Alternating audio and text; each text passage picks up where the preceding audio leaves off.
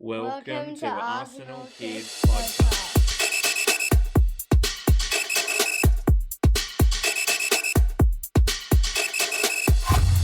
Hello and welcome to Arsenal Kids Podcast. My name is Madi and I'm joined by my co-host Ben.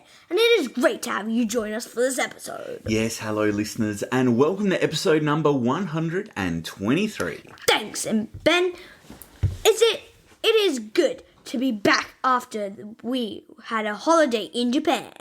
But can you tell us what we are talking about in Arsenal Kids Podcast this time? Well, Maddie, in part one we say a big welcome to Mariona Caldentey, who's joining our women's team on a permanent basis. And then in part two, we look at David Raya joining the men's team, not on loan, but on a permanent deal this time.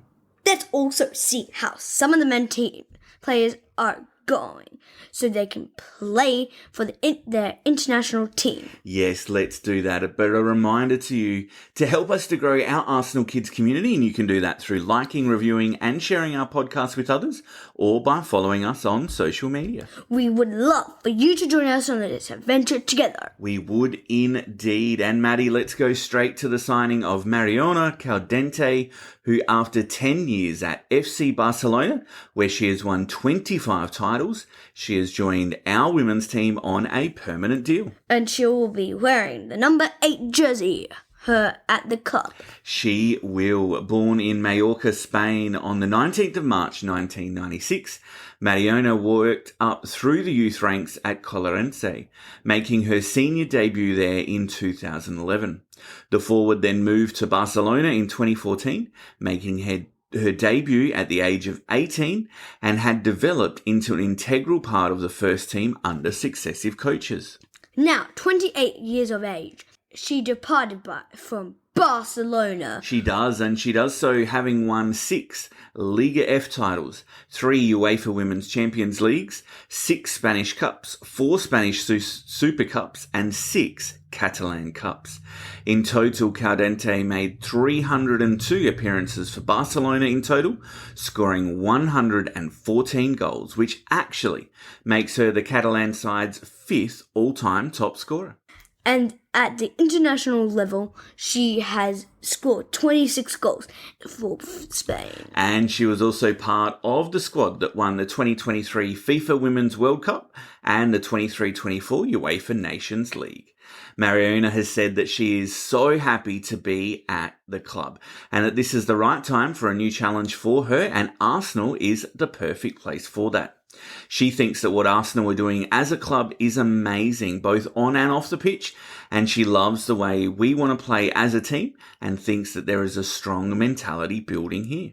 Particular, she is looking to the player in the front of big crowds at Emirates. Yes, she thinks it's incredible to see what the club has done away from the pitch as well, with supporters following the team everywhere, with lots of records being broken, and she can't wait to get started and help the team win trophies and entertain our supporters.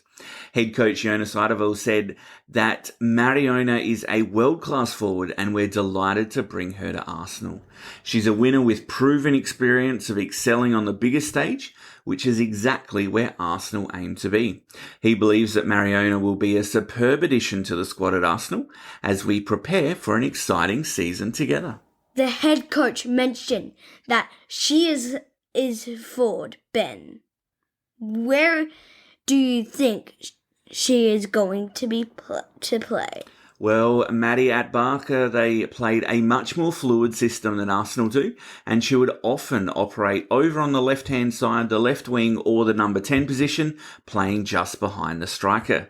I think in our squad she'll probably play in either of those positions, but I think her best role would be as that number 10 attacking midfield position where she can link up play, keep the ball moving and help the team to break down some of the defensive setups that Arsenal come up against in the league time and time again. It will be great to see her in the Arsenal team. Yes, and we'll see her hopefully for the first time at the pre-season fixtures that will be held in the United States, depending a bit on how Spain go at the upcoming Olympic Games. Following that is going to be the UEFA Champions League qualifiers, and we're going to talk about them in an upcoming episode. Okay, Well, let's leave it there for part 1, and we'll be right back after this for part number 2. Welcome back, Ben, and let's talk about the goalkeeper solution.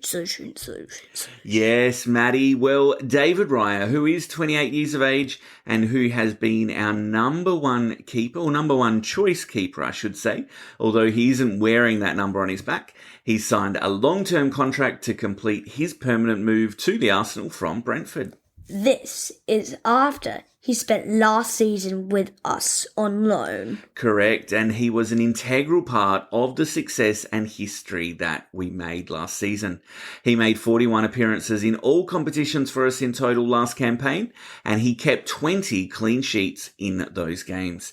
16 of those were in the Premier League, which earned David the 23-24 Premier League Golden Glove Award. Can you tell us a little bit more, Ben? Sure thing, Maddie. David, he was born in Barcelona, Spain, but arrived in England when he was just 16 years of age. He signed at the time for Blackburn Rovers. He tasted success in Lancashire, gaining his first promotion to the Championship and making 108 senior appearances for the club. Part of his development at Blackburn also included a short spell on loan at Southport. Then, in the middle of 2019, David moved to Brentford, and he spent 4 years contracted to the West London club. He was a key player for them and made 161 appearances in all competitions, and he kept 54 clean sheets, including in his debut season keeping 16 clean sheets, which saw him crowned joint winner of the Championship Golden Glove Award. A year later, he also helped the Bees win promotion back to the Premier League. And David has done well for us, joined us on the loan. He has, with some shaky beginnings, as I think when he first started, everyone was not sure how he would compete with our actual number one, Aaron Ramsdale, and so every error that he made was over-highlighted. But since his performance most notably against Porto in the penalty shootout of the Champions League, where he saved 2 of the spot kicks, supporters, I think, are now behind him as a great addition to our squad. David is excited that the loan move has now been made permanent, and he can finally say that he is going to be an Arsenal player in the coming years. He's excited to see what the future holds, but he also says he's living in and enjoying the present. It is a dream come true for him, and he wants to thank the fans for all the support we've already given him throughout the last year. Great work. And finally, Ben, into our players who are playing for their international team. Yes, Maddie, we had 11 of our men's team players involved in the UEFA European Championships, which are still underway with the semi-finals to take place between David Raya's Spain and William Saliba's France.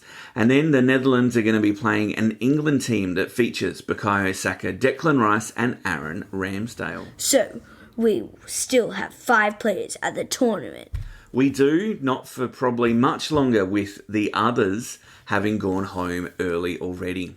Kieran Tierney was injured in an early game as his Scotland team failed to progress past the group stages, finishing in last place in their group. Also last in their group and already back home are Polish defender Jakub Kiwior and Ukraine's Alexander Zinchenko.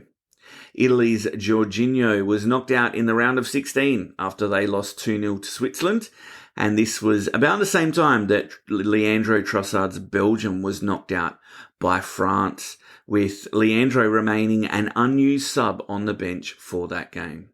Most recently in the quarter-final, Kai Havertz's Germany were unable to capitalise on the home crowd of their support as they lost to Spain, with Kai starting all of Germany's games in the competition. And who do you think will win it from here? Well, I think England could be playing France in the final, but both teams, I think, need to work out what they're doing offensively, as they have both been a bit lacklustre so far. Knowing the firepower that both possess, it's a bit disappointing that there have not been more goals scored by either team yet. But they both will need to win their next games first. That's how it works. And they're going to be played in the coming days. So let's see what happens. Okay, well, let's wrap it up for this episode. Thanks again for joining us on Arsenal Kids Podcast. Before we sign off, we want to express our gratitude to you for your continued support, especially as we have come back from our break ready to go again. If you haven't already, please follow, like and subscribe so you don't miss us in the future. Remember, it's your love for the beautiful game that fuels our passion. And we would love it if you could spread the word about Arsenal Kids Podcast. Yes, please share our podcast with other Arsenal kids you might know and help us to grow this amazing community together. We would hope to join you back in the pitch again soon. Keep the spirit of the game alive, and until next time. Goodbye.